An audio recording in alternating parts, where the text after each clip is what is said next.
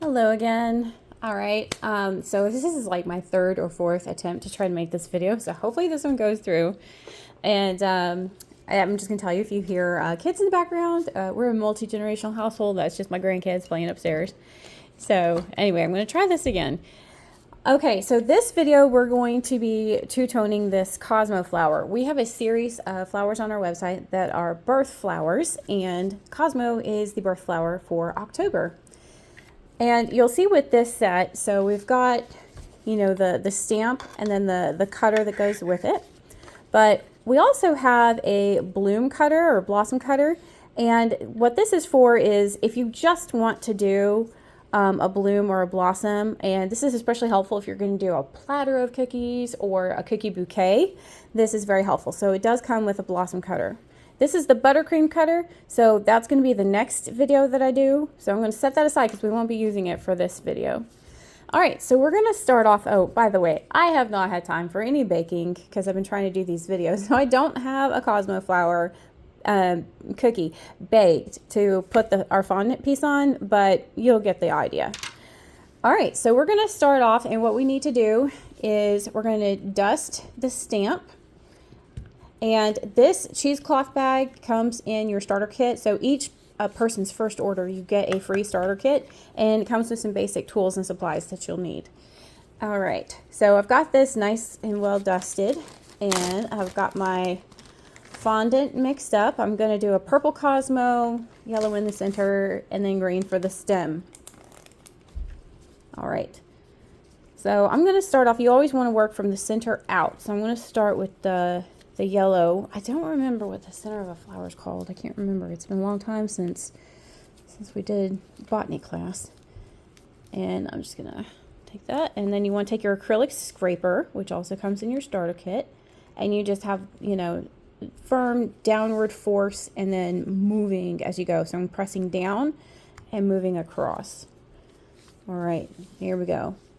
And one thing, I actually use these stamps. And when I first started getting into fondant cookie stamps, I realized that a lot of the design out there is not actually designed for use.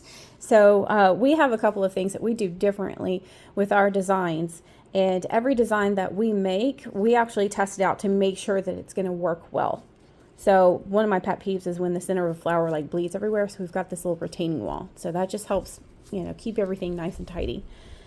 All right, so I'm going to take this purple, and this is just Renshaw fondant, which is a British fondant. It's the fondant that I recommend the most if you're in the US. You can get it on Amazon, and you don't want to use fondant that you would get from Hobby Lobby or Michael's, because that fondant, for the most part, so like Wilton and Satin Ice, those are made with corn syrup instead of glucose.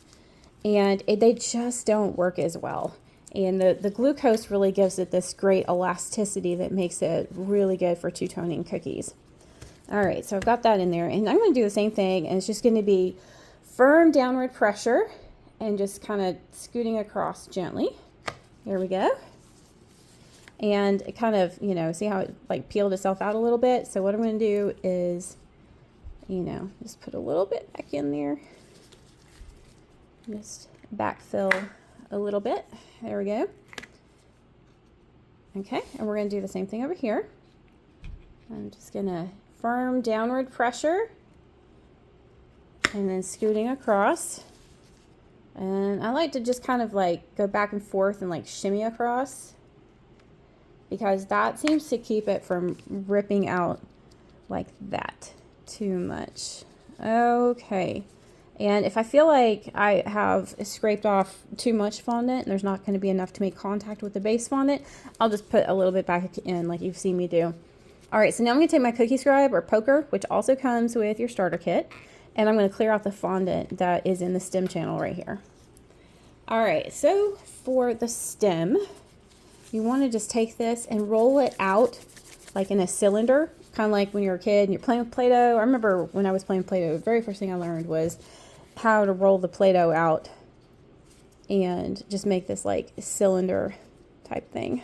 Okay, I'm just gonna take that over here. And another thing is if your fondant is a little bit older or dried out, one trick you can do is if you put some glycerin into your fondant, it'll make it nice and smooth again. You could also, some food dyes are glycerin based, so you could also just use food dye if you prefer. All right, so I'm gonna, same thing here. I'm pressing down very firmly while kind of shimmying from side to side. And that's kind of like, the shimmying is almost like you're pressing the fondant into its channel from left to right. Okay, and now I'm gonna go back with the edge of my scraper and just clean this up. Okay. And some people like to actually use the fondant for this part. They'll actually just go back with some fondant, and I'll show you what I'm talking about. Like, they'll take a little bit of fondant and do this. And if your fondant's still good and sticky, you can totally do that, but that's why I don't like doing that, because sometimes it takes your stem out. So I'm just gonna be using my scraper to tidy it up, make it nice and neat. And okay, there we go. We are good to go. Okay, so I've already rolled out my piece of white base fondant. So I've got that right here. So I'm going to take this. The other thing is, so each starter kit also comes with a fine tip brush. And you do not have to do this, especially if your fondant is nice and sticky still. But sometimes it dries out, or sometimes it gets too much cornstarch in there and it starts to dry out and it's not going to adhere to the base fondant very well. So what I like to do is take just a fine brush and a little bit of a mixture of like water and corn syrup, and I'll just put like a couple of dabs. And it's just kind of like to rehydrate the fondant so that it adheres to the base fondant really well. Also, let me see where I put my, I'm gonna just, do you see these little, I got some fondant here. I'm just gonna kind of clean that up a little bit. Okay, here we go.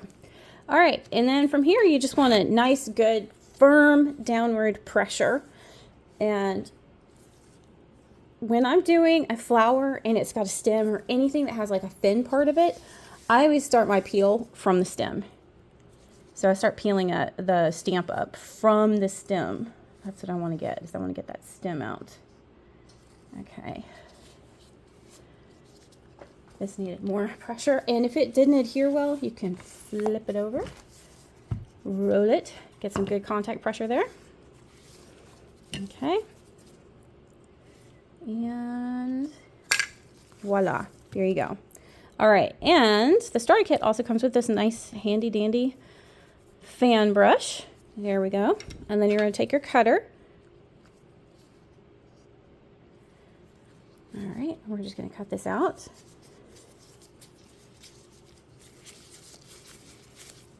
All right, and like I said, I have not had time to bake any of these Cosmo flowers, so I don't have a cookie to put it on. But normally I would use my same water corn syrup mixture, or sometimes I use royal icing to attach it to the cookie. And use your lifter to pick it up, and there you go. That's your Cosmo flower in fondant.